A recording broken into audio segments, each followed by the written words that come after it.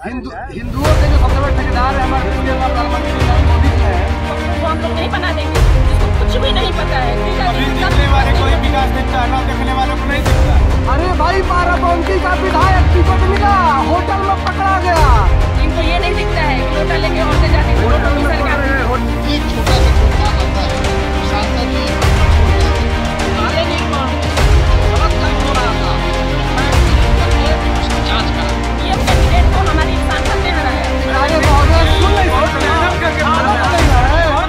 अभी हम मौजूद हैं बलिया के भरकर लोकसभा बलिया लोकसभा सीट पर, जहाँ पे यह अब चुनावी माहौल जो है काफी गर्मा रहा है। होली का मौसम भी है और रंग का खुमार भी है। तो मेरे साथ कुछ लोग मौजूद हैं और इनसे जानने की कोशिश करेंगे कि बलिया के लोकसभा में कितना सांसद ने विकास किया और कितना सही साबित हो रहा है। तो मेरे साथ कुछ लोग मौजूद हैं, इनसे हम जानने की कोशिश। लक्ष्मण यादव, देखा जा रहा है कि 5 साल में सांसद का कितना।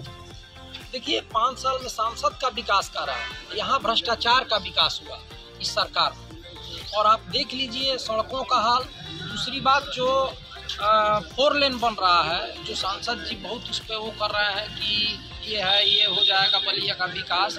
मालदेवपुर से कदम चौराहा तक वहाँ की स्थिति ये है कि जो नाला बन रहा है उस नाले में व्यापक भ्रष्टाचार किया जा रहा है। यहाँ के समाचार पत्रों ने 10 दिन पहले खूब छापा और उसकी पोल खोली। तो सांसद जी तो कुछ नहीं बोल रहे हैं, तो उनको कमीशन चाहिए। अगर सांसद जी चाहते हैं कि भ्रष्टाचार मुक्त हो, यहाँ का विकास हो, तो उस नाले निर्माण पे जो गलत काम हो रहा था वो अपने पैड पे लिख करके उसकी जाँच करा दें।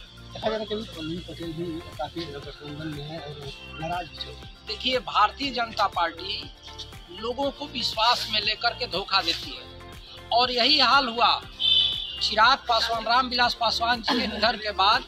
चिराग पासवान जी जो उनके पुत्र हैं उनको अलग थलग करने के लिए राजनीति में उनको भाई को लाया और आज जब चुनाव आ गया है तो उनको भाई को दूध की मक्खी तरह से निकाल करके बाहर कर दिया और उनके लड़के को अपने साथ साथ लिया। तो ये देखना चाहिए। 5 सालों में विकास देखना है आपको तो आप जिला अस्पताल चले जाइए। आपको बलिया के जो शिक्षा की जहाँ भी व्यवस्था है, अब 5 साल की मत बात करिए, 10 साल की बात करिए। और कुछ हमारे साथी जो यहाँ सहयोगी भाजपा के हैं वो बताएंगे कि मेडिकल के लिए व्यवस्था की जा रही है। तो कान को ऐसे पकड़ने के बजाय ऐसे पकड़ाया जा रहा है कि जिला जेल को उठा के वहाँ भेजा जाएगा, वहाँ की ज़मीन को वहाँ ले जाया जाएगा, फिर वहाँ अस्पताल ले जाया जाएगा। तो देखिए ये चलता रहेगा। ये घुमाने फिराने की बात है। यहाँ रोज पेपरबाजी में, पेपरों में या सोशल मीडिया में 50 करोड़ 100 करोड़ की बातें मंत्री जी सांसद जी करते रहते हैं। एक छोटा सा कोई काम आता है तो सांसद जी अपना पोस्ट डाल देते हैं कि मेरे संसदीय क्षेत्र में। तब तक इन्हीं के मंत्री जी पीछे से उसी पोस्ट को रिपीट करते हैं कि मेरे मंत्रालय विभाग से, मेरे कार्यकाल से। तब तक एक कोई विधायक जी आ जाते हैं कि मेरे पूजनीय इनके नाम पे ये काम करा दिया गया। तो ये लोग तो खुद ही अपने विकास में लड़ाई लड़ रहे हैं। जहाँ तक आप देख लीजिए स्वास्थ्य का इतना बदहाली है इस समय और पिछले 10 सालों में इतना ज़्यादा हुआ है क्योंकि सिस्टम कमीशन के नाम पे वहाँ पे अनुदेशकों की और वार्ड बॉय की नियुक्तियाँ दी जा रही हैं जिनको कुछ ज्ञान नहीं है। आप लेके शाम के टाइम चले जाइए, आप देखेंगे जब मरीजों की स्थिति ऐसे पड़े हुए रहते हैं जैसे लगता है कि मतलब किस प्रकार से वो किया जाए। हम खुद एक मरीज को यहाँ से लेके गए थे, BHU ट्रामा सेंटर रेफर किया गया था। उसको ऐसा टाका लगाया गया था कि मुझे BHU का डॉक्टर डांट दिया कि ये कहाँ से तुम करा के आए हो। मैंने कहा सरकारी अस्पताल बलिया से।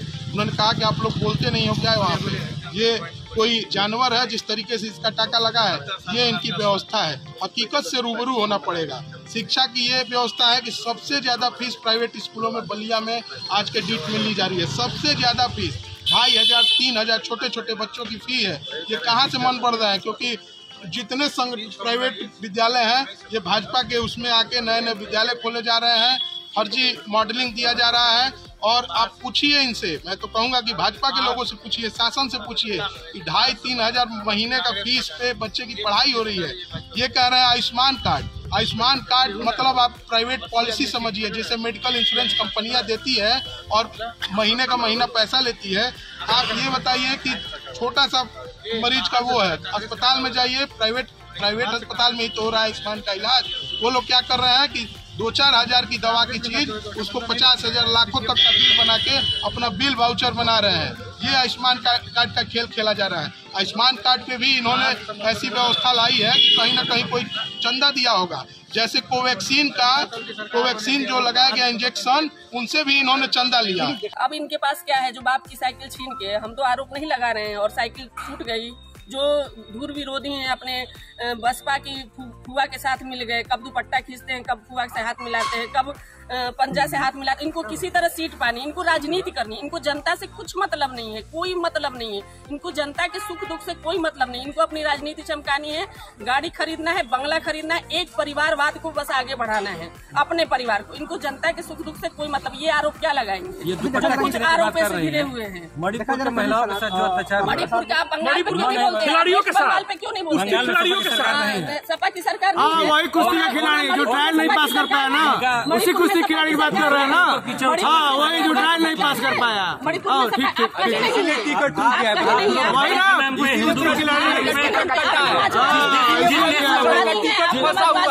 हमने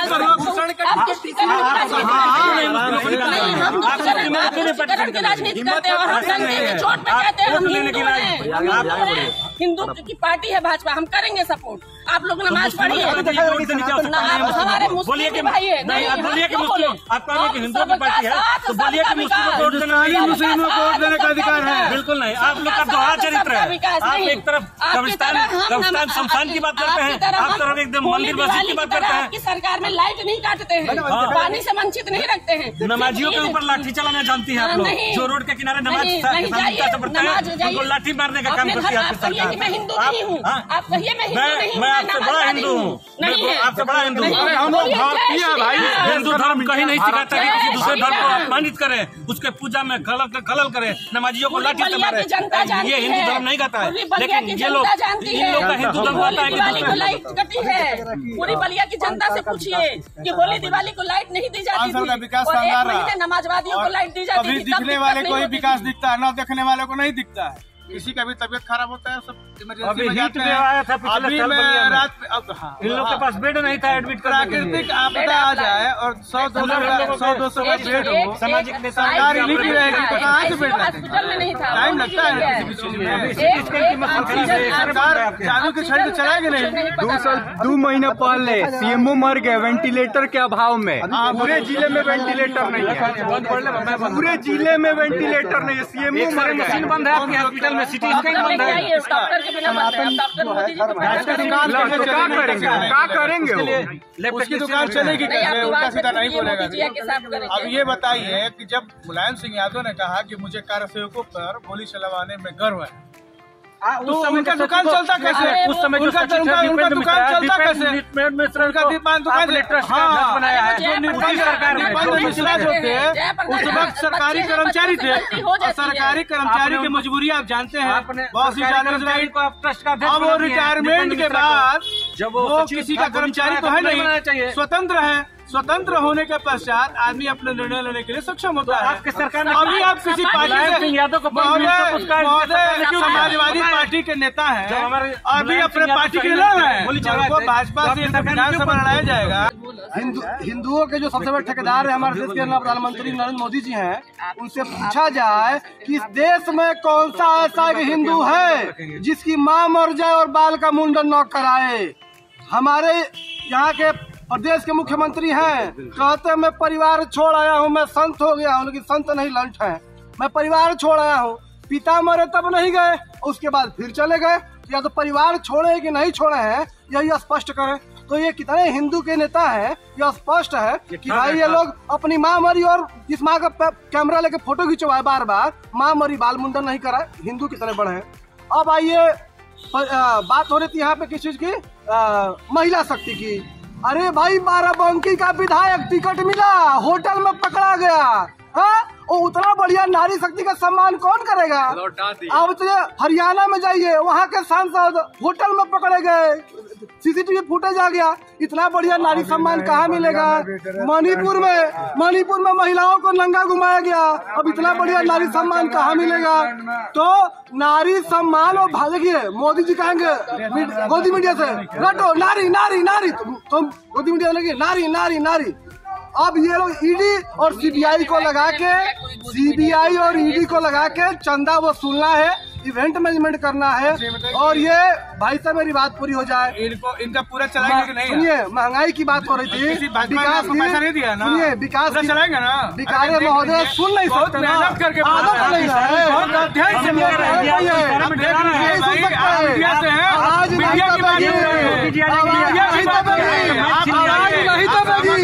आवाज नहीं दबेगी।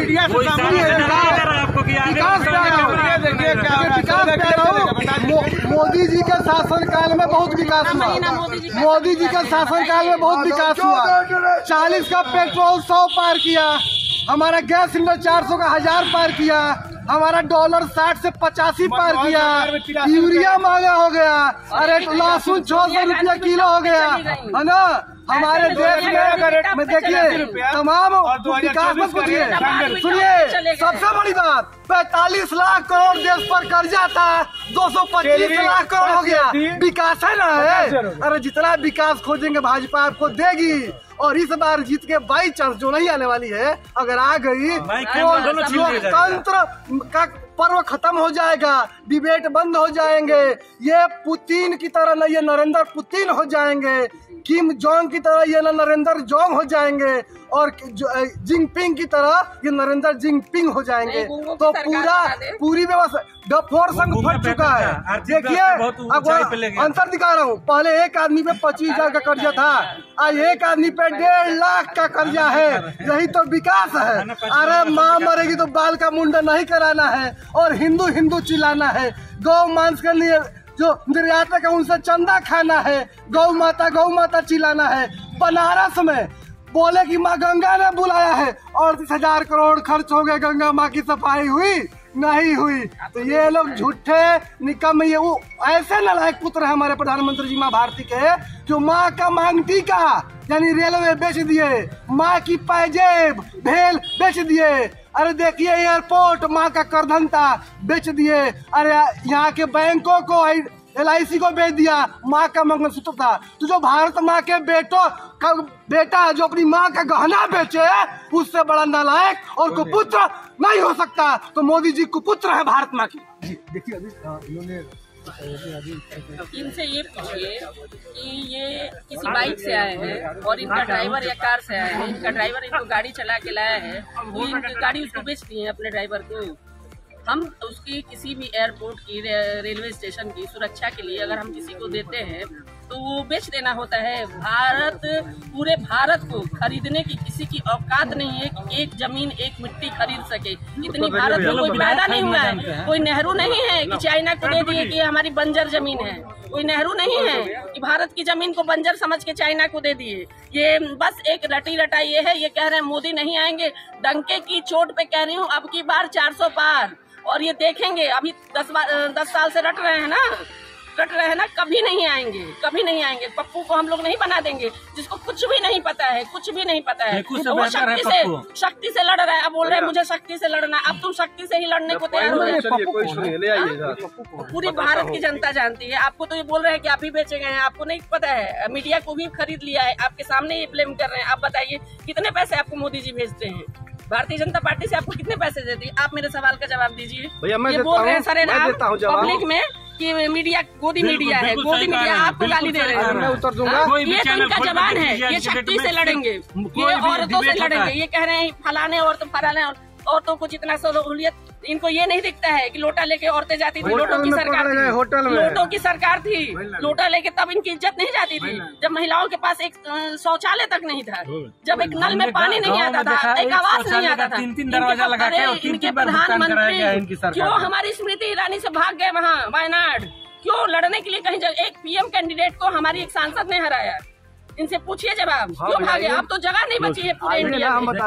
तो अभी ये है हमारे साथ कुछ लोग मौजूद थे यहाँ पे जो जानने की कोशिश की और 5 सालों में सांसद ने कितना विकास किया, जिसको लेकर इन्होंने अपनी अपनी राय बताई। ऐसा संजय तिवारी, श्रेष्ठ यूपी। उत्तर प्रदेश की हर खबर से अपडेट रहने के लिए श्रेष्ठ यूपी को करें सब्सक्राइब, बेल आइकन दबाएं और देखते रहें श्रेष्ठ यूपी।